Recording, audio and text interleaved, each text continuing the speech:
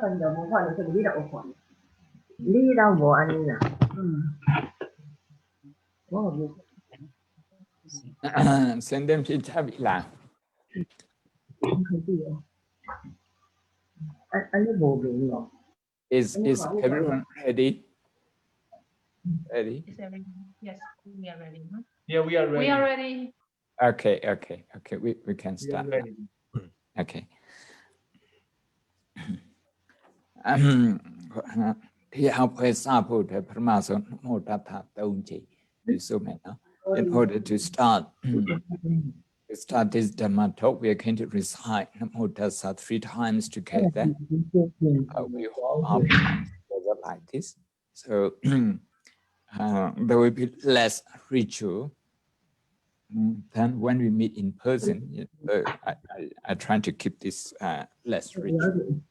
Namo Tassa tông chỉ như số bị đó. Nhớ rõ phải khởi chạy à, nó. Từ như chạm ấy. Namo Tassa Bhagavato Arahato Namo Tassa Namo Tassa Bhagavato Arahato Sammasambuddhassa Namo Tassa Bhagavato Arahato Sammasambuddhassa.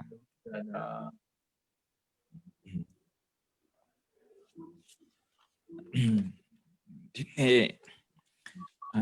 November คนนี้นัดเท่าเนี่ยนะเส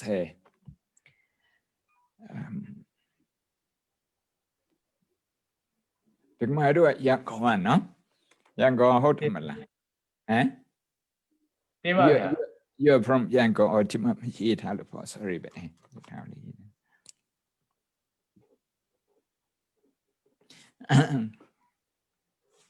Quello è pito na peto po mia su mio mia na cheze shen pakin ji upi da the nip people the guy had the nip upi thanko yisu bido did he tiapo chimpare chan yitu cheze shen making ji talking we the me talk kind me than ta kuta ao mia ma mia tata nu that ma on cho mi ta su yang go ne pi do ti ha bo jin pha da be phit pha de mia tata nu mi ga pha ma do mia tata nu who is mia tata nu okay where is your school? Which school you go to? I go to Maple Grove Middle School. Okay. Which year you are? Which grade? I am Which in grade? sixth. Grade 6. Sixth grade. 6. Okay. What about your brother? Which grade you are? Grade 5. Oh, only 1 year different. Okay. Which grade? Second grade. Second grade. Second grade. Second grade. Okay. 4 grades different. Okay. Thank you. Nyama lo yin pyo me no. Nyama lo yin pyo me. Popo mami ba Popo mami le. Aku COVID နဲ့ဆိုတော့ဘုံလည်းဘဲမှမသွားဖြစ်ဘူးထောင်ကြီးမှဒီလိုပေါ့အလုပ်တွေလုပ်နေတာဒီဗုဒ္ဓတက္ကသိုလ်မှာအလုပ်တွေလည်းများပါတယ်အဖြစ်မထွက်ဖြစ်မှန်းအောင်သိသတိမထားမိဘူးဘာဖြစ်လို့တော့ဆိုတော့အလုပ်တွေများနေလို့အခုအထူးသဖြင့်ဖွားကိုဘုံမအရင်စကားပြောမယ်နော်ပြီးရင်သာသမီတွေနဲ့ဟေးတွေနဲ့စကားပြောမယ်ဖွားနဲ့စကားပြောတဲ့အခါဒီမိုက်တခင်ခွေနဲ့ ဘုံစကားပြောချင်အခုတခါကြီးဆုံးသွားတာတစ်နှစ်ပေါ့တစ်နှစ်ကဘယ်နှစ်ပြည့်တော့ ဒီ18ရက်နေ့ဆိုရင်တစ်နှစ်ပြည့်ပြီဗျာ ဟုတ်ပြီ19ရက်20ရက်လို့တာပေါ့နော်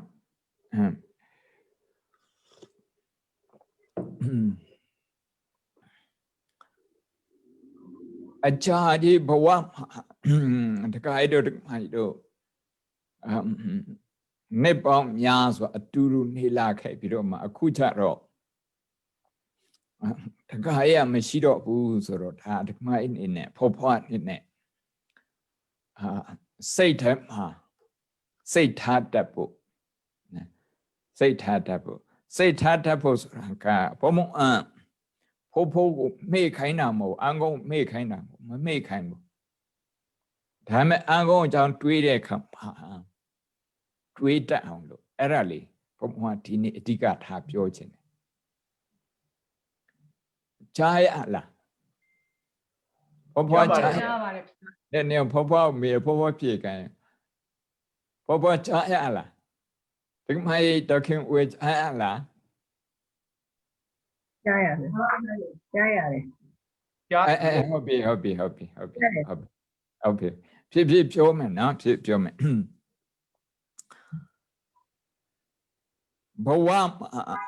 ဘဝမှာအဓိကကြတဲ့အချိန်တွေပေါ့အဓိကကြတဲ့အချိန်ငယ်ရွယ်တော့အချိန်တွေလှုပ်နိုင်ကိုင်နိုင်တဲ့အချိန်စီးပွားရှာတဲ့အချိန်နောက်သားသမီးတွေပြုစုပြိုးထောင်တဲ့အချိန်အဲ့ဒီအချိန်တွေမှာတခါấyနဲ့အတူတူရှိခဲ့တဲ့ခါကျတော့တခါấyကိုခဏသတိရမှာပဲသတိရမှာပဲတရားတာပေါ့နော်ဒါလောက်ဘဝမှာအတူတူတရားစကားနဲ့ပြောရင်တော့အတူတူပါရမီဖြည့်ခဲ့တယ်လို့ဆိုတာပေါ့အတူတူပါရမီဖြည့်ခဲ့တယ်ဒီစကားလေးတော့မှတ်ထားပါပါရမီဆိုတဲ့စကားလုံးကသူခရီးသွားတာကိုပြောတာဘဝကခရီးသွားတာနဲ့တူတယ် life is like a journey ခရီးသွားတာနဲ့တူတယ်ခရီးသွားတယ်ဆိုရင်ဘာတွေယူသွားတော့ပစ္စည်းတွေလည်းယူသွားရတယ်နော်လမ်းမှာသုံးဖို့တဲ့ပစ္စည်းတွေယူသွားတယ်အဝတ်စားတွေယူသွားတယ်ပိုက်ဆံတွေယူသွားတယ်နောက်ပြီးတော့အဖော်ရှိရတယ်အဖော်မရှိလို့ဆိုရင်ခရီးသွားတာသူ safe မဖြစ်ဘူးမလုံခြုံဘူးပေါ့ခရီးသွားတာမလုံခြုံဘူးအဲ့ဒါကြောင့်မလို့လုံခြုံအောင်ဆိုခရီးသွားတဲ့နေရာမှာ तू ကအဖော်ကအတွင်းအဖော်ရင်တွင်းမှာရှိတဲ့အဖော်ရဲ့အပြင်ကအဖော်ရဲ့အပြင်ကအဖော်ဆိုရင်ပထမဆုံးဘောကတော့ကိုယ့်ရဲ့မိဘတွေပေါ့ကိုယ့်ရဲ့မိဘတွေနဲ့ကိုယ့်ရဲ့ဘဝကိုခီးသွားတာအဲ့ဒါကမှတော့ခင်မွေးကြရစားပြီးတော့အဲ့ဒါကိုယ့်မိဘအဖွားပေါ့နော်ဒီကိုမိဘနဲ့ကိုဘဝရဲ့ခရီးကိုစပြီးတော့သွားတာ journey of life အဲ့လိုခရီးသွားတယ်ခရီးသွားတဲ့အခါမှာ passage of life ဆိုတာအင်္ဂလိပ်စကားလုံး passage of life ဆိုတာကြောင်းတက်တဲ့ချိန်ဒါကြောင်းပြီးတဲ့ချိန်ဒါခါတော့အိမ်တော်ပြုတဲ့ချိန်ဒါစီးပွားရှာတဲ့ချိန်ဒါကသားသမီးတွေထွန်းကားတဲ့ချိန်ဒါသားသမီးသားသမီးတွေရဲ့မွေးနေ့တို့ချောင်းပူတာတို့အမျိုးမိတ်ဆက်ပေးတာဒါတွေကသူ့အနေနဲ့သူဒီဘဝခရီးတစ်လျှောက်ဟာသူမှတ်တိုင်လေးတွေရှိမှတ်တိုင်လေးတွေရှိခရီးသွားတယ်ဆိုရင်သူမှတ်တိုင်လေးတွေရှိတယ်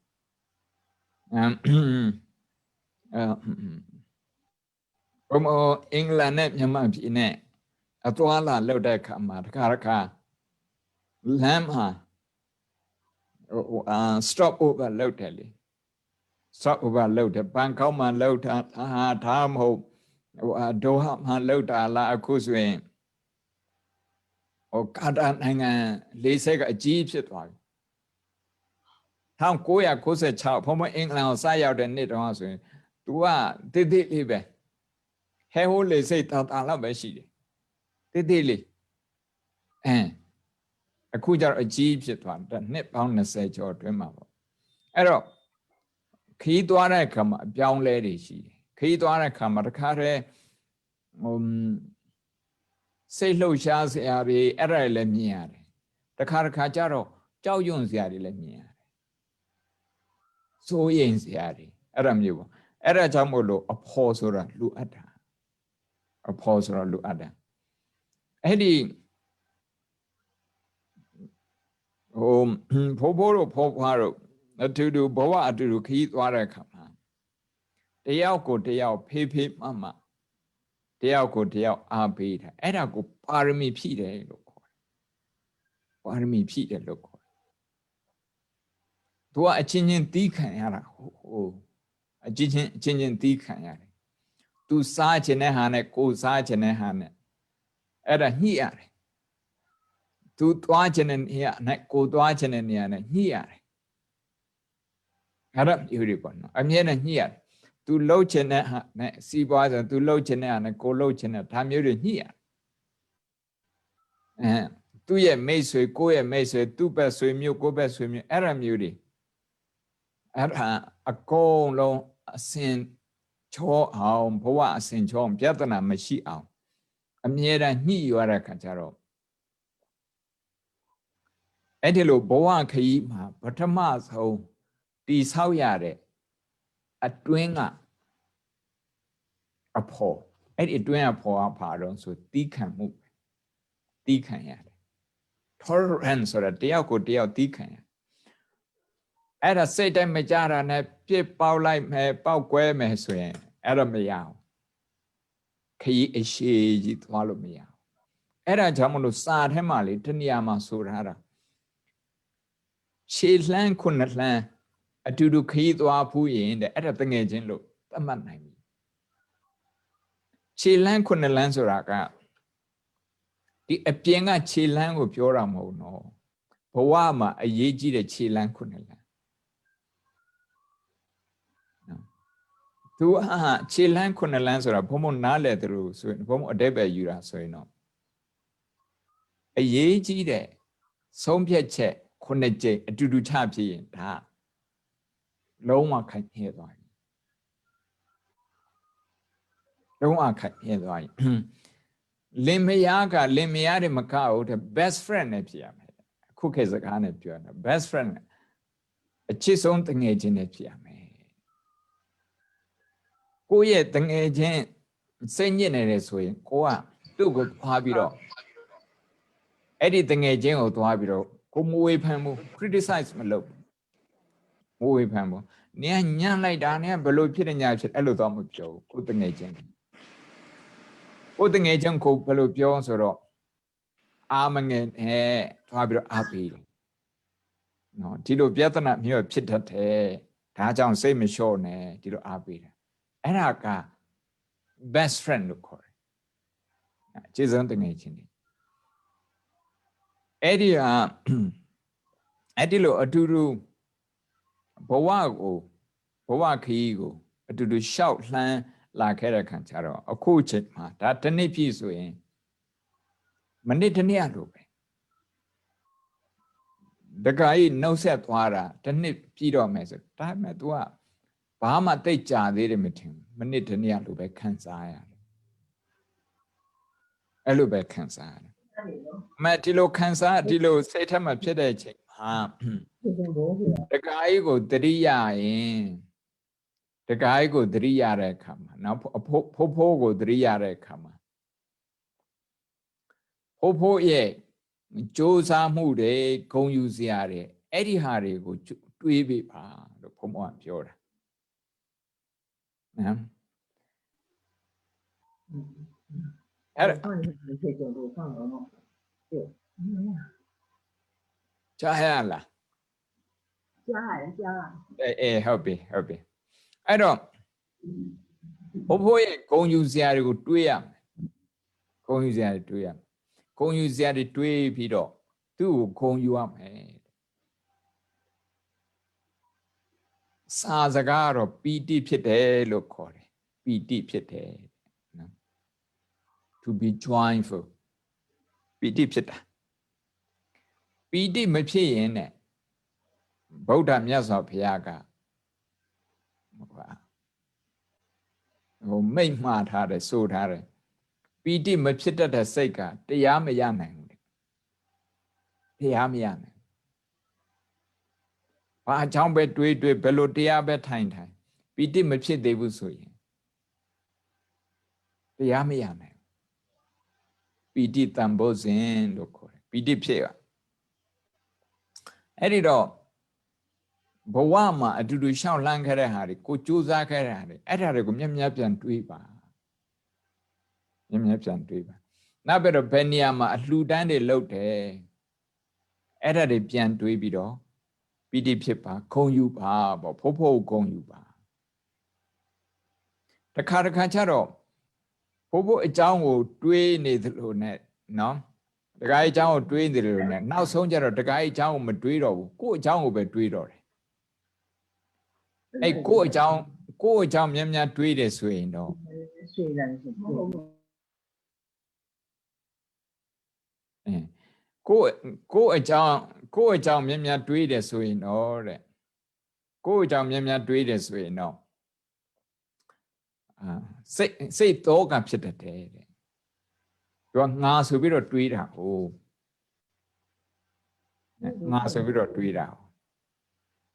ငါဒါမရှိတော့ဘူးငါဟိုမရှိတော့ဘူးဆိုငါအကြောင်းပဲတွေးတာများတယ်လူကစိုးရင်စိတ်များတယ်တဲ့ကြောက်စိတ်တွေလည်းဖြစ်တယ်ဒါဖြင့်ကြောက်စိတ်တွေစိုးရင်စိတ်တွေနဲ့အောင်ဘယ်လိုလုပ်ရမှာတော့ဆိုသူများအကြောင်းများများတွေးရမယ်爸爸想我了，要给你，爸爸想，你说的对，你放心了。爸爸想。သူများအကြောင်းများများတွေးရမယ်သူများအကြောင်းများများတွေးတဲ့အခါ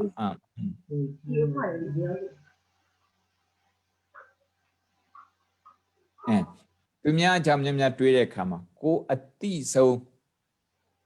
နော်ပုဂ္ဂိုလ်ရဲ့အကြောင်းကိုစတွေးရမယ်အဲ့ဒါကြောင့်ဖွားနေတဲ့အခါနော်ဖိုးအကြောင်းကိုမြတ်တွေး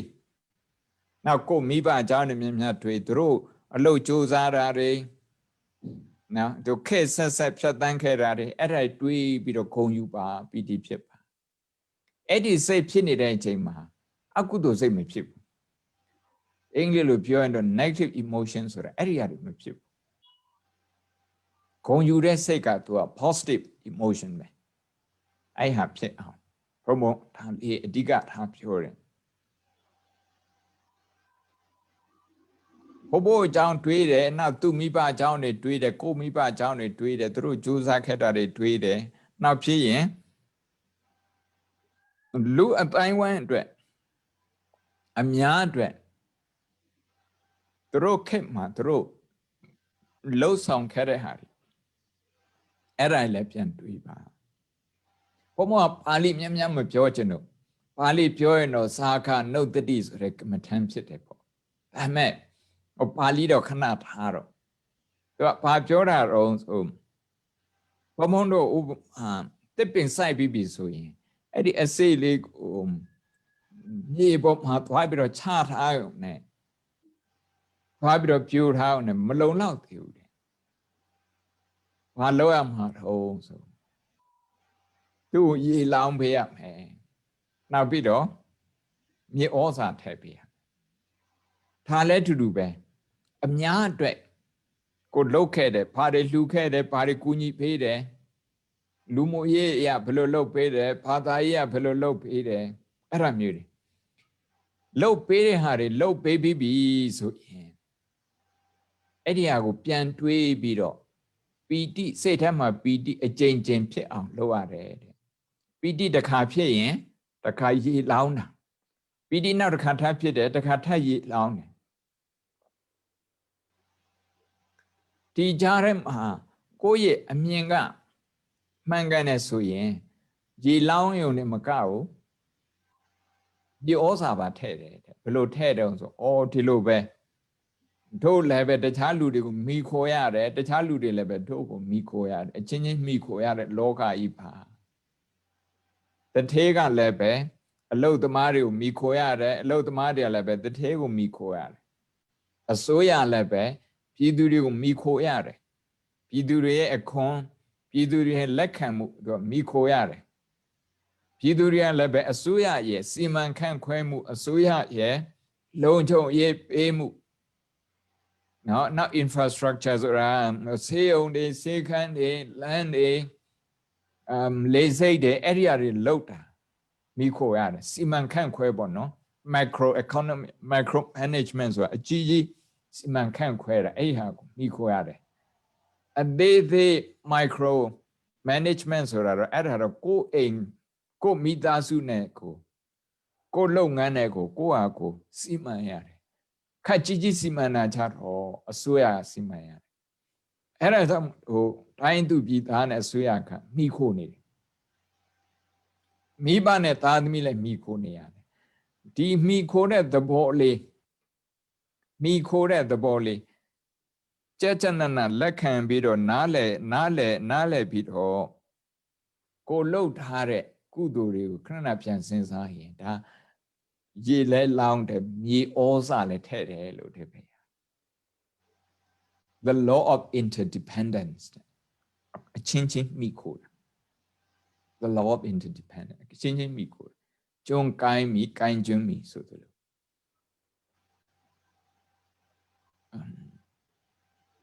အဲ့ဒီလိုလက်ခံတဲ့ပုဂ္ဂိုလ်ကငါဆိုတဲ့စိတ်နှဲသွားတာပဲငါဆိုတဲ့မာနနှဲသွားတယ်ငါဆိုတဲ့အတ္တနှဲသွားတယ်ဘာဖြစ်လို့တော့ဆိုတော့သူဟာအများကိုမိခိုရတယ်အများလည်းသူ့ကိုမိခိုရတယ်အဲ့ဒီအတိလေးရှိလို့သူကနေအများကိုမိခိုရတယ်ဆိုတော့သူကမာနတိတ်မကြီးတော့အများကသူ့မိခိုရတယ်ဆိုတော့သူ့မှာကရုဏာရှိတယ်အများပေါ်မှာကရုဏာမေတ္တာထားတယ်အမေစိတ်လို့မျိုးဖြစ်သွားတာဩငါသားသမီးတွေငါ့ကိုမိခိုနေရတယ်ငါသားသမီးတွေငယ်သေးတယ်ဆိုအဲ့ဒီစိတ်မိခင်စိတ်ဝင်လာတဲ့ခါကျတော့အတ္တနှဲသွားတယ်အတ္တစိတ်နှဲသွားတယ်ဒါကြောင့်အတ္တနှဲတဲ့ခါကျမှစိုးရိမ်တဲ့စိတ်တွေနှဲတာတဲ့အခုပြောခဲ့တာကကိုဘဝခရီးထဲမှာအဓိကပါဝင်ခဲ့တဲ့ပုံကိုယ်တွေကိုယ့်ရဲ့မိဘတွေကိုယ့်ရဲ့အိမ်ထောင်ဘက်တွေသူတို့အကြောင်းတွေးပြီးတော့ပီတိဖြစ်တယ်အဲ့ဒါတွေမကဘူးသားသမီးတွေသူတို့ကြိုးစားတာတွေသူတို့အောင်မြင်တာတွေအဲ့ဒါတွေကိုလည်းပဲနေ့တိုင်းတွေးပေးပါတရားထိုင်တဲ့ပုံစံမျိုးနေ့တိုင်းတွေးပေးပါမနဲ့အရာထလာပြီဆိုရင်ဒါအကြောင်းတွေးလိုက်နောက်တစ်နေ့ကျသမီးအကြောင်းတွေးလိုက်ဂုံယူစရာလေးတွေပဲတွေးအများစုကဂုံယူစရာတွေတွေးရင်အကြာကြီးမတွေးနိုင်ဘူးစိတ်ပူစရာတွေးတဲ့ခါကျမှအကြာကြီးတွေးနိုင်တာလူတွေအကျင့်ဖြစ်နေတယ်အဲ့တော့အင်္ဂလိပ်လို negative bias လို့ခေါ်တယ်သူများကကိုယ့်ကိုဝေဖန်နေဆိုရင်အကြာကြီးမှတ်မိတယ်သူများကိုချင်းမွန်းနေဆိုရင်အကြာကြီးမမှတ်မိဘူးအကြာကြီးမမှတ်မိဘူးခရီးသွားလို့ကားပြတ်တယ်ကားတစ်ခါပြတ်တယ်ဆိုရင်တစ်သက်လုံးမှတ်မိတယ်ခရီးသွားလို့ကားကရှော့ရှူတစ်ခါမှမပြတ်ဘူးဆိုရင်သတိရချင်မှသတိရလူရဲ့စိတ်ကဒုက္ခကိုပဲပို့ပြီးတော့ဆွဲတယ်ပို့ပြီးတော့မှတ်မိတယ်အဲ့ဒါကြောင့်မလို့အဲ့ဒီအကျင့်ကိုပြောင်းပြန်ဖြစ်သွားအောင်ကောင်းတဲ့ဟာတွေများမှတ်မိအောင်ဆိုရင်ကောင်းတဲ့ဟာတွေများတွေးရမယ်ဘုံတို့ဒီခန္ဓာကိုကျမ်းမာအောင်ဆိုရင်ခန္ဓာကိုလေ့ကျင့်ခန်းတွေလုပ်ပေးတယ်ချီကောင်းလုပ်တယ်ယောဂတွေလုပ်တယ်အဲ့ဒါမျိုးတွေပေါ့အဲ့လိုလုပ်တယ်ဆိုရင်ဒီခန္ဓာကိုကသူပို့ပြီးတော့အားကောင်းလာပို့ပြီးတော့ကျမ်းမာလာဒီတိုင်းပါပဲတဲ့စိတ်ကိုလည်းပဲချီကောင်းလုပ်တဲ့ပုံစံမျိုးလုပ်တယ်ဆိုရင်ချီဖို့များတယ်ပေါ့ဒီအင်အားဖို့များတယ်ပေါ့စိတ်အင်အားအဲ့ဒီစိတ်အင်အားများတဲ့ပုံကိုကြမှာစိတ်အင်အားကောင်းတဲ့ပုံကိုကြမှာဘဝခရီးသွားတဲ့အခါမှာ သူကအသက်ရှူလုပ်မယ်အကြာကြီးခီးသွားနိုင်မယ်အကြာကြီးခီးသွားတချို့လူတွေကတစ်နှစ်ပြီးတစ်နှစ်အသက်တွေကြီးလာတယ်ခီးသွားတယ်ဘယ်မှသက်မရဘူးဒီနားမှာပဲလဲနေတယ်အဲ့ဒီလဲတယ်ဆိုတဲ့စကားလုံးကိုပါဠိလိုတန်တရားလို့ခေါ်တာတန်တရားဆိုတော့သူကလဲနေတာခီးသွားဖို့ကြိုးစားနေတာပဲဒါပေမဲ့ဘယ်လိုသွားမယ်ဆိုတော့မသိလို့အဲ့ဒါကြောင့်မလို့အခုဖောပွားถึงให้တော်ခင်ဦးဝေကိုဒီဘဝခရီးမှာစိတ်ကျေနပ်မှုရအောင်ဘာလုပ်ရမှာတော့ဆိုဘဝမှာကြိုးစားခဲ့တာတွေပြန်တွေးပါနောက်ပြီးတော့ကိုယ့်ရဲ့ဘဝခရီးထဲမှာပါဝင်ခဲ့တဲ့ပုဂ္ဂိုလ်တွေအဲ့ဒီပုဂ္ဂိုလ်တွေကိုပြန်အဲ့ပုဂ္ဂိုလ်တွေကြောင့်ပြန်တွေးပြီးတော့ပီတိဖြစ်ပါမိဘတွေဆိုရင်ပြန်တွေးပြီးတော့ကျေးဇူးတရားအောက်မေ့ပါဆရာသမားတွေဆိုရင်ပြန်တွေးပြီးတော့ကျေးဇူးတရားအောက်မေ့ပါကောင်းတာတွေပဲတွေးကောင်းတာတွေပဲတွေးကောင်းတာတွေးတာများတယ်ဆိုရင်တော့ကျမ်းမာရေးလည်းအကောင်းသွားတယ်ကျမ်းမာရေးကောင်းသွားတယ်စိတ်ပြိုတော့ကိုနုဆိုတာလေစိတ်ညစ်နေတဲ့လူကကျမ်းမာရေးခဏလေးနဲ့ကြာသွားနိုင်တယ်စိတ်ပျော်တဲ့လူကတော့ကျမ်းမာရေးတက်လာနိုင်တယ်ဘယ်လိုတက်လာနိုင်တော့အခုခေတ်စကားနဲ့သူတို့သိပ္ပံစကားနဲ့ပြောရင်တော့ biology မှာဒီစိတ်ပျော်တဲ့လူကသူခန္ဓာကိုယ်မှာထုတ်တဲ့ဟော်မုန်းကိုoxytocin လို့ခေါ်တယ်အဲ oxytocin ဟော်မုန်းထွက်တဲ့ခါကျမှလူခန္ဓာကိုယ်ကကျန်းမာတာတဲ့နော်စားတာတောက်တာအစားကောင်းအတောက်ကောင်းကျန်းမာကောင်းဖို့အတွက်အဲ့ဒါလည်းလိုတယ်ဒါပေမဲ့အဲ့စားကောင်းတောက်ကောင်းတစ်ခုတည်းနဲ့မလုံလောက်ဘူးတဲ့စိတ်ထားတတ်ဖို့လည်းလိုတယ်စိတ်ထားတတ်ဖို့ဒါကြောင့်ဒကမိုင်းနဲ့ဖော်ဖွားနေနဲ့ဘဝတပါးသို့ပြောင်းသွားတဲ့ဖို့ဥဖိတန်ကိုမေ့ဖို့မလိုရင်မကဘူးတတိယဂုံယူစရာတွေမြတ်တွေးပြီးတော့တတိယမယ်ဂုံယူစရာတွေတွေးတိုင်းသူ့ရဲ့ဂုံယူစရာတွေတွေးတိုင်းသူ့ကိုဂုံပြူရရောက်တယ်ဂုံပြူရရောက်တယ်သူ့ကိုကြော့ရရောက်တယ်သားသမီးတွေနဲ့လည်းဒီတိုင်းပဲအခုသားသမီးတွေနဲ့နည်းနည်းစကားပြောလိုက်အောင်မယ်သားသမီးတွေနဲ့မြေးတွေနဲ့သားသမီးတွေမြေးတွေနဲ့လည်းပဲမိသားစုထုံတန်းစင်လာဆိုတာရှိတယ် family tradition ပေါ့နော်အဲ့ဒါလေးရှိတယ် family tradition ဆိုတာတချို့မိသားစုတွေကအလုပ်ကြိုးစားတယ်တချို့မိသားစုအလုပ်သိပ်မကြိုးစားတချို့မိသားစုတွေကလုပ်ငန်းလည်းစီးပွားလည်းကြိုးစားတယ်စားလည်းကြိုးစားတယ်အများအတွက်လည်းပဲကြိုးစားတယ်အဲ့လိုပေါ့တချို့ကြတော့သူတို့အတွက်တော့ကြိုးစားတယ်အများအတွက်တိတ်ကြီးမဆိုင်ဘူးဒီလိုဟာတွေရှိတယ်ဒါတွေကမိသားစုအလိုက်သူ့ဟာသူဖြစ်ပေါ်လာတဲ့ tradition ဒီဘုံ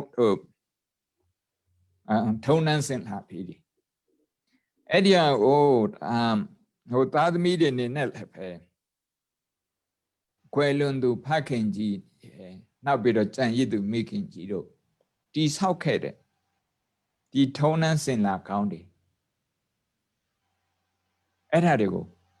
ခဏခဏပြန်သတိရမယ်စကားပြောတဲ့ခါလည်းပဲအဲ့အကြောင်းတွေဆွေးနွေးရမယ်ဂုဏ်ယူစရာတွေမြတ်ပြောရမှာဒီနေ့ပြောတဲ့ theme နေနေစင်အဲ့လိုမဟုတ်ဘူးဆိုရင်ဘုံမတို့ကစိတ်ညစ်စရာရှိတဲ့ခါကျမှပြဿနာရှိတဲ့ခါကျမှတယောက်နဲ့တယောက်စကားပြောကြတာမိသားစုထဲမှာလေပြဿနာရှိတဲ့ခါကျမှစိုးရိမ်စရာရှိတဲ့ခါကျမှအဲ့မှာမေးကြတယ်မြန်းကြတယ်အဲ့လိုပေါ့အမှန်ကတော့တင်းကောင်းတွေအဲ့ဒါတွေခဏခဏပြောပြီးတော့ဂုဏ်ယူစရာတွေနော်ဂုဏ်ယူစရာတွေပြောရမယ်ထမင်းဝိုင်းမှာပြောရမယ်ထမင်းစားပြီးရင်အတူတူစကားပြောတဲ့အခါမှာ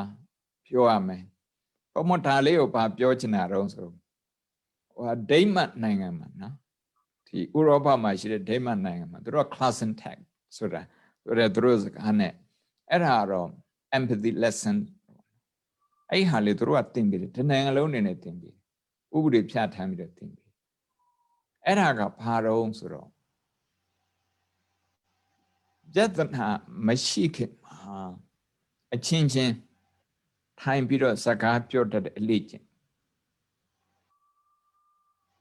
မောင်နှမချင်းချင်းဆိုရင်တယောက်ကပြောတာကိုတယောက်ကဆုံးအောင်နားထောင်ပြီးတယ်ဘုံတို့ဘုံတို့ရှိတယ်ရှေ့အစဉ်လာတချို့ကအကြီးကပြောတာကိုအငယ်ကနားထောင်တယ်အဲ့ဟာကောင်းပါတယ်မပါလေးလိုနေတော့ဆိုအငယ်ကပြောချင်တဲ့အခါမှာအကြီးကထိုင်ပြီးတော့သူစိတ်ထဲမှာအငယ်စိတ်ထဲမှာရှိတဲ့ဟာကိုထိုင်ပြီးနားထောင်ပေးတယ်အဲ့ဟာတကူဘုံတို့ကမရှိတတ်ဘူးဟိုရင်เจ้าမှာတော့မှအဲ့ဒီဟာရှိတဲ့နဲ့မရှိပဲဖြစ်နေတယ်မြတ်စွာဘုရားသင်ပေးတဲ့ဟာကဓမ္မတာကိစ္စဆိုတာကဟိုဘက်လည်းပြောဒီဘက်လည်းပြောလေးလေးစားစားနားထောင်ပေးတဲ့ဟာလေးလေးစားစားဆွေးနွေးတဲ့ဟာအဲ့ဒီဟာကိုသင်ပေးတယ်ဒါပေမဲ့ဘုံတို့ကအများစုကမလုံနိုင်ဘူးအထက်ကနားထောင်တဲ့လူကြီးကsorry အထက်ကပြောတဲ့လူကြီးကပြောတဲ့ဟာကိုအောက်ကတသွေးမသိမ်းဟိုပြန်ပြီးတော့တသွေးမသိမ်းလိုက်နာမယ်ပြန်ပြီးတော့ဆွေးနွေးခွင့်မရှိဘူးဆွေးနွေးတဲ့အလေ့ကျင့်တွေလုံးမထားဘူးလုံးမထားတဲ့ခါကျတော့အကြီးဆုံးတယောက်ရဲ့အုံနောက်ပဲအလုပ်လုပ်တာပေါ့ကျန်တဲ့လူတွေကသူ့ရဲ့အုံနောက်ကိုလိုက်ရတာပေါ့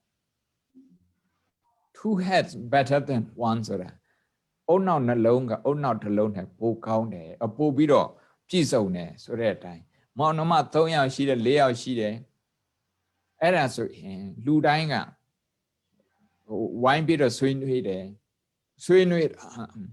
တကယ်လို့အကြံဉာဏ်တဘောမတူသေးဘူးဆိုရင်အဲ့ဒါတို့ဆက်လက်ပြီးတော့ဆွေးနွေးမယ်တယောက်ရဲ့အမြင်တယောက်နားလည်သည်ကြည့်ဆွေးနွေးကြမယ်အဲ့ဒီအကျင့်လေးလောက်ထားရင်အဲ့ဒီအိမ်ကအတွေးကိုအကောင်းဆုံးအိမ်ဖြစ်သွားမယ်ဘာဖြစ်လို့တော့တယောက်ထဲကနေပြီးတော့တွေးတာခေါ်တာမဟုတ်တော့ကုံတော့ဝိုင်းပြီးတော့တွေးကြခေါ်ကြတဲ့အခါကျတော့အကြံဉာဏ်တွေကသူများတဲ့ပိုကောင်း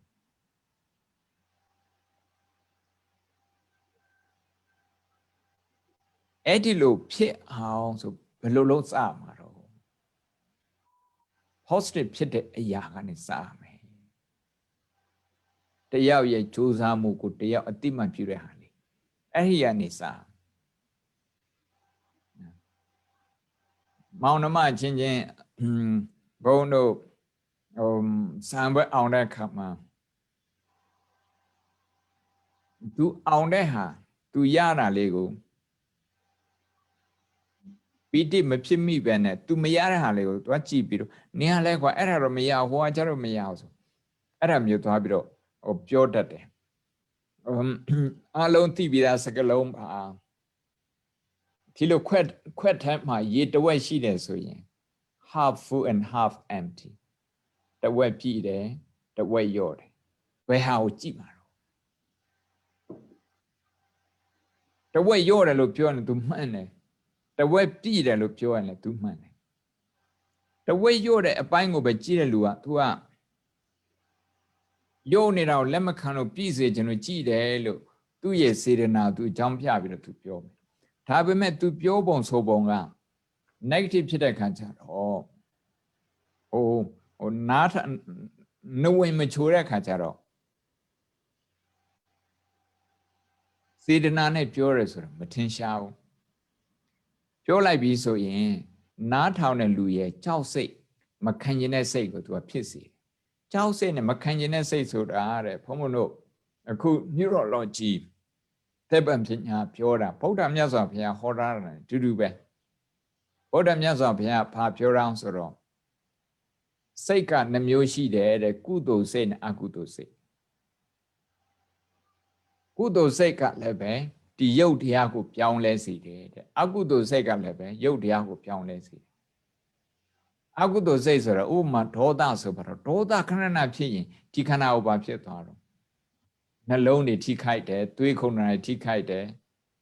သွေးတိုးတယ်အဲ့လိုမျိုးတွေဖြစ်တယ်စိတ်ချမ်းသာတဲ့ပုဂ္ဂိုလ်ကြတော့ကုသိုလ်စိတ်ဖြစ်တဲ့ပုဂ္ဂိုလ်စိတ်ချမ်းသာတဲ့ပုဂ္ဂိုလ်ကြတော့သူ့ရဲ့ခန္ဓာကိုယ်ကလည်းပဲကျမ်းမာတယ်ပြောင်းလဲသွားတယ်မျက်နှာစာကြည်လင်တာသူ့ရဲ့နှလုံးတွေသူ့ရဲ့အဆုတ်တွေသူ့ရဲ့blood pressure တွေအဲ့ဒါတွေကောင်းတာပေါ့အကုန်ကောင်းတယ်အခုသိပ္ပံပညာဘာပြောဆိုတော့ positive emotion ဖြစ်တယ်ဆိုရင်ဒီရှေ့ကအုံနောက်လှုပ်လို့ဒီရှေ့ကအုံနောက်ကမှသူ executive brain ဆိုတာတွေးတတ်တဲ့အုံနောက်တယ်မခံကျင်တဲ့အုံနောက်ဒေါသဖြစ်တဲ့အုံနောက်စိတ်ညစ်တဲ့အုံနောက်ကဒီနောက်ကအုံနောက်တယ်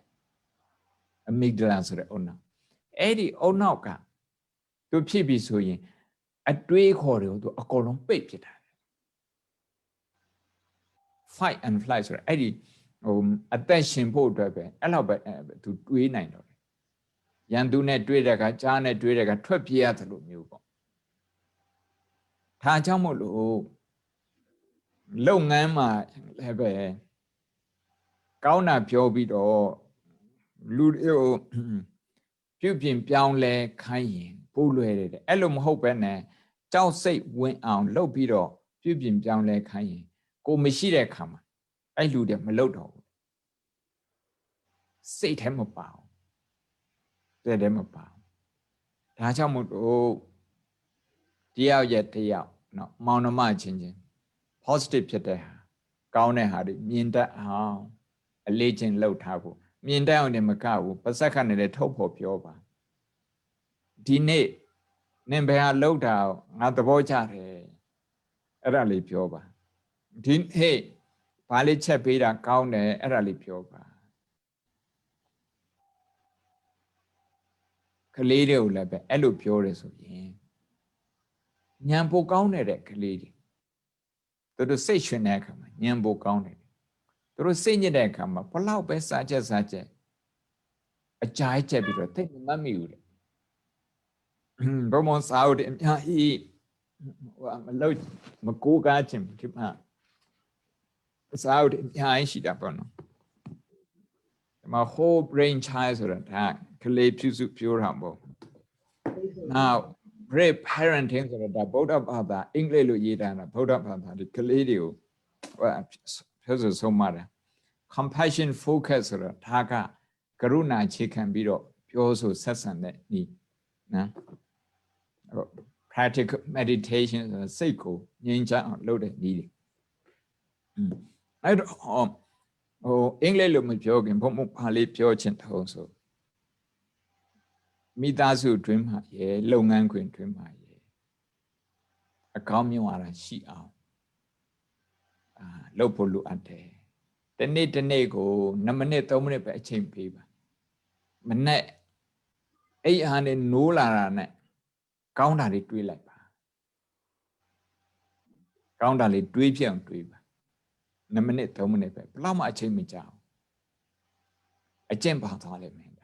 မိသားစုတွင်မှာဆက်ဆံရေးတွေမောင်နှမတွင်မှာဆက်ဆံရေးတွေလုပ်ငန်းခွင်မှာဆက်ဆံရေးတွေအကုန်လုံးပြောင်းသွားလိမ့်မယ်ပြောင်းသွားလိမ့်မယ်စိတ်ညစ်တဲ့အချိန်သူကသူနဲလာလိမ့်မယ်စိတ်ရဲ့စွမ်းအားတွေပေါ့နော်စိတ်ခိုင်မာမှု resilient ခေါ်တာပေါ့အဲ့ဒါတွေသူ့အတူပို့ပြီးတော့ညားလာလိမ့်မယ်အခုနေတော့မိသားစုနေဒီမောင်နှမအနေနဲ့ရောနောက်မိဘတွေနဲ့ရောဒီသူတို့ခါမှာခဲကြိုးစားခဲ့တဲ့ဟာတွေအဲ့ဒါတွေကိုပြန်တွေးပြီးတော့အမြဲတမ်းကုန်ပါအဲ့ဒီထက်ပိုပြီးတော့အားကောင်းအောင်ဆိုရင် extended family ဆိုတာဦးလေးတွေအတော်တွေနောက်ပြီးတော့ဝန်ခွဲတွေသူတို့ကြိုးစားတာလည်းပဲတွေးပြီးတော့ဂုဏ်ယူပါမတွေးဘူးဆိုရင်အဲ့လိုမတွေးဘူးဆိုရင်ပြန်ဘက်တွေဖြစ်နိုင်တယ်မောင်နှမချင်းတောင်မှပြန်ဘက်တွေဖြစ်နိုင်တယ်ပြန်ဘက်တွေဖြစ်ပြီဆိုရင် တယောက်နဲ့တယောက်တိတ်ပြီးတော့မကြည့်တော့မကြည့်နိုင်တော့မကြည့်ချင်တော့ဒါကြောင့်ဘဝနေနည်းဘယ်နေစရတယ်ဆိုပီတိဖြစ်အောင်လုံနိုင်တဲ့နည်းကနေစတယ်တဲ့ပီတိကနေစတယ်ပီတိကမိုးပေါ်နေပြီးတော့ဒီလိုကြလာတာမျိုးမဟုတ်ဘူးနော်တစ်ပင်စိုက်တယ်လို့စိုက်ယူရတယ်ပြီးရင်ရေလောင်းပေးရတယ်အခုစိုက်တဲ့ဟာပီတိဖြစ်စီရတယ်အများကြီးပဲအစိတွေအများကြီးပဲမိဘတွေပေးထားတယ်အများကြီးကိုယ်တိုင်ထပ်ပြီးတော့ပြိုးထားတယ်လည်းအများကြီးဒါပေမဲ့ဘာလုပ်ရမှာတော့ရေလောင်းပေးရမယ်ဘုံဘုံပြောတာဒါဒီနေ့ကို3မိနစ်လောက်အချိန်ပေးပါမနဲ့ပိုင်း3မိနစ်လောက်အချိန်ပေးပြီးတော့ဒါဝန်သားစရာလေးတွေးပါအခုကလေးနဲ့နည်းနည်းအင်္ဂလိပ်လိုပြောလိုက်အောင်မယ်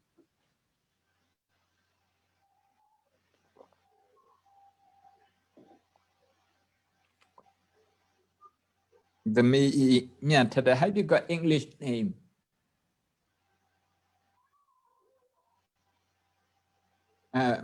မကြားရအောင် mute လုပ်ထားရတယ်တင်တယ်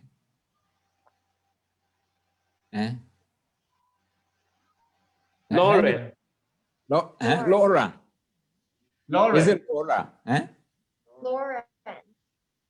Lauren. Laura Lauren. Lawrence okay and what was your brother Jordan. Jordan. Jonathan Jordan like American footballer huh? Is the basketball champion? No. Yeah. No. Oh, I see. Okay. Thank you. I'm just going to talk to you very briefly. I want to talk about emotional resilience. Can you give me one of my books? Resilience is resilience.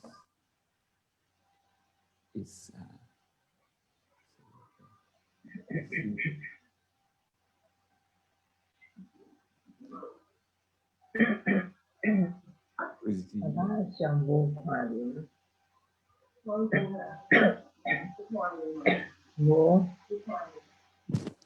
你也快乐了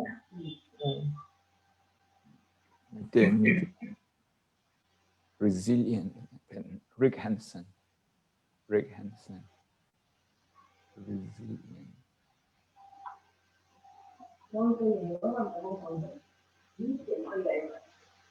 你俩你家都没，你不快了解，Đoạn khảo khai mới qua mình cảm thấy resilience. Okay. Sorry, I couldn't locate my book. They have been moved around. Okay. There's a book called Resilience by somebody from University of California, Berkeley. Okay. Resilient means, okay, we don't give up easily.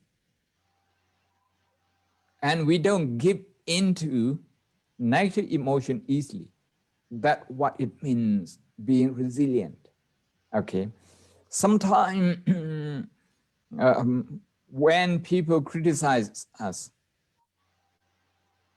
we react negatively. We become disappointed.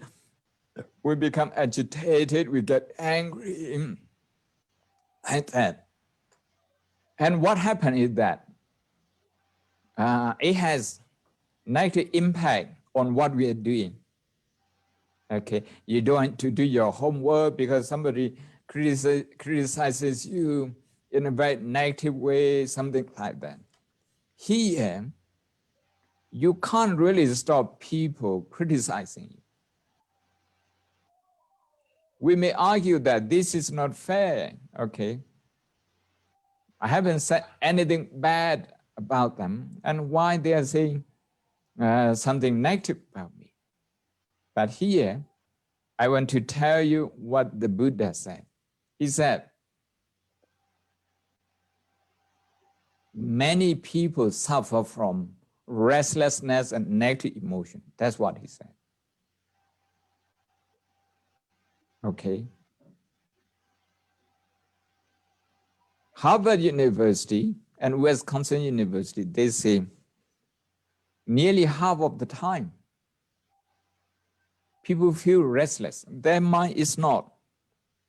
on what they are doing. If you are doing your homework, your mind is often somewhere else. If that happens, okay, people, they can suffer from anger, from irritation easily. They feel distracted very easily. So what we have to do then is to build resilience as a positive emotion. How do we do that? What I have been explaining today in Burmese is that to focus on, to make it a habit, okay, to focus on something good, something we can be proud of. If you look at your grandma and your grandpa, they are hardworking people.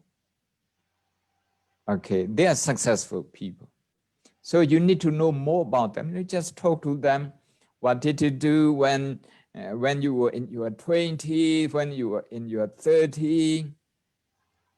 Just get to know more about them. The more you know about them, the more you will be proud of them. Now, today we mark the 1-year anniversary of your grandpa, okay, your uncle who passed away. The best way to honor him is to keep his memory alive. To keep his memory alive is more than a photo, okay? More than keeping his photo. It's about keeping his, about his life,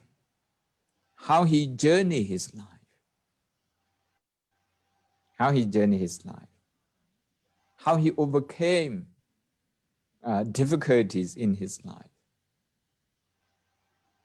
Okay, Jordan, can you hear me? Talk to me. Do you ever talk to your grandma? You talk to your grandpa? Not that much. Not that much.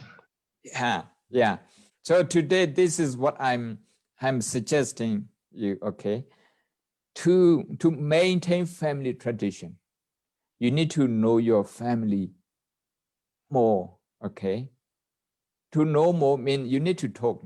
First, okay, talk to your mom and dad. Okay, mom, when you were young, when you were 15, when you were 20, what did you do? Okay, how you study? And then when you start doing business, how did you do? Did you have any problem? Okay, how did you solve them? That sort of thing. And talk to your dad in the same way. In the same way. You need to be curious. You need to be curious.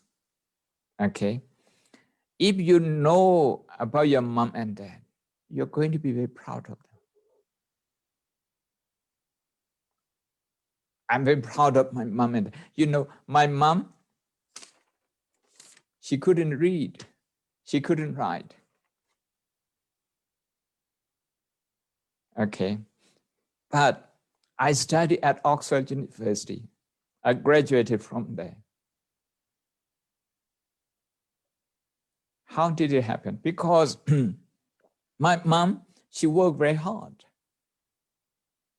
She worked very hard. She was a country girl, okay? The only child in the family.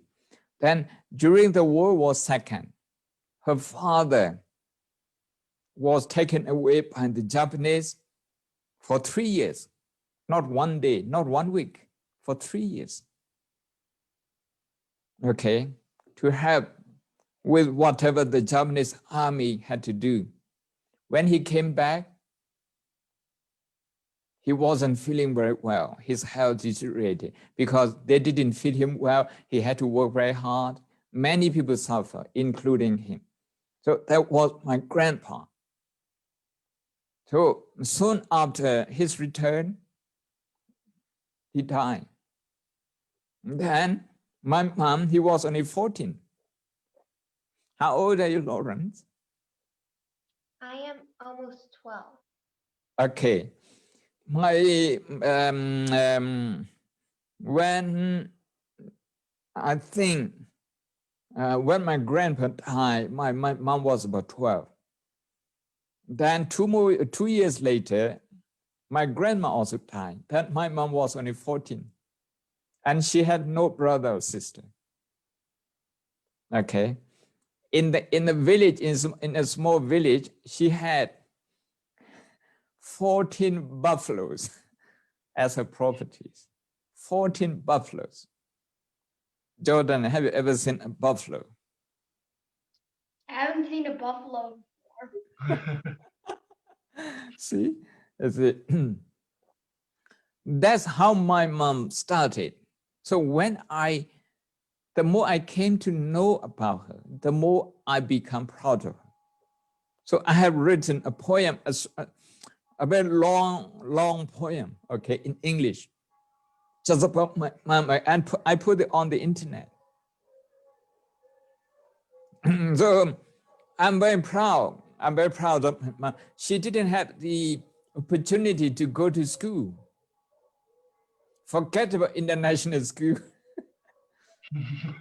Not even normal school. It wasn't there in that village. So she never had the opportunity to study. She was very bright. Okay. She was very brainy. She could work her way around. So when I started my school, my mom, okay, never asked me to do anything, but just to focus on my study.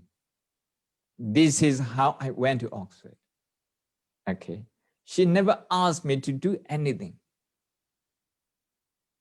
because she wanted me to focus on my study. But one thing that I feel sad is that I didn't know about this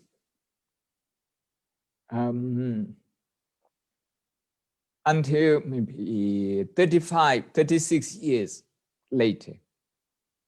When I was only 35, 36 years, then I came back from England. I started talking to my mom, and then she started telling me. Before that, I didn't know that I should be talking to my mom, but I should be talking to my dad.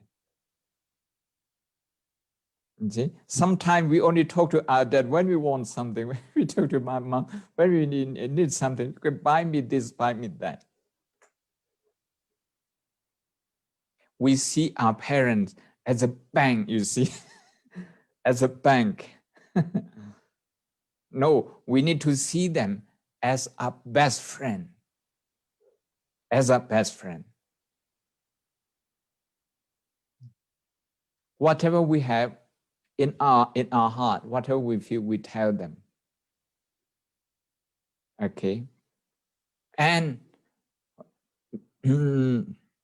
Lawrence, when you look at your mom and your dad, if they look a little bit sad, you need to ask them, are you okay? You need to ask them. If you just ask them, are you okay? They will feel very encouraged. And you should talk to them. What did they do? Where, where was their school? And how about their teachers? What about their friends? That sort of thing. You need to get to know them. And because you are part of them and they are part of your life. In the same way, you need to talk to your grandma. Your grandma is still alive. Your grandpa, you have no more opportunity to talk to him. He's no more. He's no more. Okay. You are lucky enough to have your aunt, to have your uncle, to have your grandma around. So take this opportunity, talk to them, and recognize their hard work. This is important, okay? Recognize their hard work. Because your grandma and grandpa work hard, your parents, they have got a good foundation to start with, to work hard and to succeed. Because your parents are working hard and are successful, that is why you can start, okay, from a good position in life. Going to good school, having good friends, okay, all those things. What I'm telling you is that to make a joyous feeling your habit, joyful feeling doesn't come automatically. Okay, it's not an automatic gift. You have to work for it. How do you do? I suggest that you keep a diary, a family diary. You talk to your mom and you record something. You talk to your aunt, you record something. Talk to your dad, record something. Talk to your mom about you know, an issue, maybe about her school, maybe about her childhood, and then write down something. If you do this, it's going to change your brain. It's going to change your brain. I study a lot about brain, okay? This is also about brain. There's a French author, altruism. He has a PhD in biology. Now he's a Buddhist monk. He's a Buddhist monk. They write wonderful stuff about the brain, about human psychology, about human behavior. About human behavior. I also read this kind of thing. The Buddha, this is New York bestseller. Okay. So today, I want to give you one homework. After this, you go to YouTube. You go to YouTube and you're trying to find like mindfulness and mindfulness and positive emotion. Mindfulness and positive emotion. Or you can find mindfulness and sciences. Okay. And then watch that. After that, when you meet your grandma next time, trying to share this with her. Trying to share this with her. This will be a big, big recognition of her life, her effort. She will be very happy. She doesn't expect anything from you. But if you can give her this one,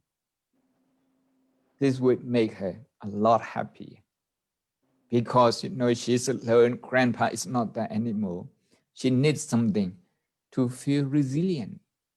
to feel strong. And you can help her. So then you understand me? You understand me? Trying to learn something from YouTube, okay, about mindfulness, meditation, and positive emotion. Then share it with your grandma, okay, with your grandma. This is all I ask of you today, okay. Thank you.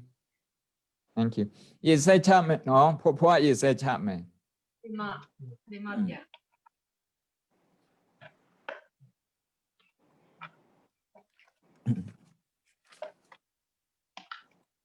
A go long like so chap, no. A shimp, Chimpia. long cat or Lunkedo. a neck kanga, Nikanga. ဝတပါတု ဘဝတပါတို့ ပြောင်းသွားသော ပြောင်းသွားသော ကျေးဇူးရှင် ကျေးဇူးရှင် ဖခင်ကြီး ဖခင်ကြီး ကျေးဇူးရှင်ဖိုးဖိုးကြီး ဘုရားကြီး ဥဖေတံကို ဥပေတံကို ရည်စူး ဤစု၍ ၍ဒါနကုသိုလ် နာကုသိုလ် သီလကုသိုလ် သီလကုသိုလ် ဘာဝနာကုသိုလ် ဘာဝနာကုသိုလ် ဤကုသိုလ်ကောင်းမှု ကုသိုလ်ကောင်း အဆုစုတို့ကို အစုစုတို့ကို နိဗ္ဗာန်ရည်မှန်း၍ နိဗ္ဗာန်ရည်မှန်း၍ လူတိုင်းကြပါကုန်၏ လူတန်း ဆောက်တည်ကြပါကုန်၏ တောက်တည်ကြပါကုန်၏ အရှင်ဖေယ အရှင်ဖေယ ယနေ့ယခု ယနေ့ယခု ပြုသမျှ ပြုသမျှ ကုသိုလ်အလုံး၏ ကုသိုလ်အလုံး၏ အဖို့ပါကကို ဖို့ပါကကို ဘဝတပါတို့ ဘဝတပါးတို့ ရောင်းသွားသော ပြောင်းသွားသော ယေရှုရှင်ဖခင်ကြီး ယေရှုရှင်ဖခင်ကြီး ယေရှုရှင်ဖိုးဖိုးကြီး ယေရှုရှင်ဖိုးဖိုးကြီး ဥဖေသန်းနှင့်တကွ ဥဖေတန်းနှင့်တကွ အဖိုးအဖွားများ အဖိုးအဖွားများ ဆွေမျိုးများကို ဒီမျိုးအားကို အထူးအားဖြင့် အထူးအားဖြင့် အမြတ်ပေးဝေပါ၏ အမြတ်ပေးဝေပါ၏ အမြတ်ရ၍ အမြတ်ရ၍ ကောင်းရာမွန်ရာ ကောင်းရာမူဟာ ဒုက္ကတိဘဝ၌ ဒုက္ကတိဘဝ၌ ကျမ်းချမ်းမာမာ ချမ်းချမ်းမာမာ ချမ်းချမ်းသာသာ ချမ်းချမ်းခါခါ ကြည်ကြပါစေကုန် ကြည်ကြပါစေကုန် ထိုမှတပါ ထိုမတပါ ဘုရားတပည့်တော်တို့လည်း ဘုရားတပည့်တော်တို့လည်း ကျမ်းမာချမ်းသာစွာဖြင့် ချမ်းမာချမ်းသာစွာဖြင့် မိမိကောင်းကျိုး မိမိကောင်းကျိုး အများကောင်းကျိုး အများကောင်းကျိုး အာသနာတော်ကောင်းကျိုး ဘာမတော်ကောင်းကျိုး သာသနာတော်ကောင်းကျိုး သာသနာတော်ကောင်းကျိုး ထိုး၍ ထိုး၍ထိုး၍ သေဘိုးဆောင်ရနိုင်ပါစေ တေဘိုးဆောင်နိုင်ရပါစေ ယနေ့ယခု ယနေ့ယခု ပြုသမျှ ပြုသမျှ ကုသလဤ ကုသလဤ အဖို့အာဃကို အဖို့မာတကို ယခုဘဝ ယခုဘဝ ဒီရှိဘဝ ရှိဘဝ တော်စัจကြသော သောစัจကြသော အမိအဖ အမိအဖ အဖို့အဖွာ အဖို့အဖွာ တရားသမား တရားဓမ္မ ဆွေမျိုးညာတကာ ဒီမျိုးညာတကာ အစထား၍ သာထား၍ 30ဘုံ 30ဖုံ ကျင်လေကြကုန်သော ကျင်းနေကြကုန်သော ဝေနိယ ဝိညတ် ဒုခိတဒုက္ခိတ ဒုက္ခိတ သတ္တဝါ နတ်တို့အား အပေါင်းတို့အား အပေါင်းတို့အား အမြတ်အမြတ် အမြတ်မြတ် ပေးဝေငှပါ၏ ပေးဝေမြတ်ပါ၏ အမြတ်ရ၍ အမြတ်ရ၍ ကိုယ်စိတ်နှပြ ကိုယ်စိတ်နှပြ ကျမ်းချမ်းမာမာ ချမ်းချမ်းမာမာ ချမ်းချမ်းသာသာ ချမ်းချမ်းသာသာ ကြည်ကြပါစေကုန် ကြည်ကြပါစေကုန် ကုအမြတ်ဝေမဲ့ကုသိုလ်အမြတ်အမြတ်ယူတော်မူကြပါကုန်တော် သာဓုသံ အာတု သုံးချိန်ဆိုပါသုံးချိန်ဆို Yeah. မြတ်အမြတ်အမြတ်ယူတော်မူကြပါကုန်သော ကုံတော်သာ သာ ဓု ဓု သာ သာ ဓု ဓု ကုသိုလ်အမြတ်အမြတ်အမြတ်ယူတော်မူကြပါကုန်တော်သာဓုသာဓုသာဓုသာဓုခဲတရားပွဲဆုံးတဲ့အနေနဲ့ဗုဒ္ဓသာသနာစိရန်ဒိဋ္ဌတုသုံးချိန်ယူဆိုကြမယ်နော်ဗုဒ္ဓသာသနာစိရန်ဒိဋ္ဌတုဗုဒ္ဓသာသနာစိရန်ဒိဋ္ဌတုဗုဒ္ဓသာသနာစိရန်ဒိဋ္ဌတုသာဓုသာဓုသာဓု